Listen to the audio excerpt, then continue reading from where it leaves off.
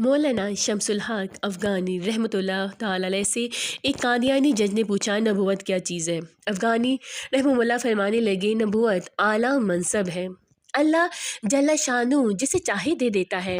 قادیانی بولا جب اتنا اچھا منصب ہے تو اسے عام کرنا چاہیے۔ مولانا شمس الحق افغانی نے 100 روپے کا نوٹ نکال کر فرمایا یہ نوٹ کیسا ہے؟ اسی زمانے سے 100 روپے کا یہ نوٹ بڑا نوٹ تھا۔ قادیانی بولا یہ تو اعلیٰ چیز ہے۔ مولانا صاحب نے فرمایا جب اتنی اعلیٰ چیز ہے تو اسے عام کرنا چاہیے۔ ایک مہر میں اپنی طرف سے بناؤں گا اور جعلی نوٹ تیار کر کے میں اس کو عام کرتا رہوں گا۔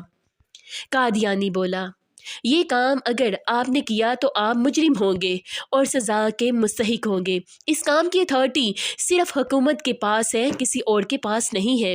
مولانا شمس الحق افغانی رحمہ اللہ نے فرمایا ٹھیک ہے، اب یہ سوچو کہ نبوت اگرچہ اعلیٰ منصب ہے مگر اس کی اتھارٹی صرف اللہ سبحانہ تعالیٰ کے پاس ہے، جس کو وہ چاہے نبی بنا دیتا ہے۔ اب آپ لوگوں نے اپنا جعلی نبی بنایا ہوا ہے تو اس لیے آپ لوگ بھی اللہ سبحانہ تعالیٰ کے نزدیک بہت ہی بڑے مجرم ہیں۔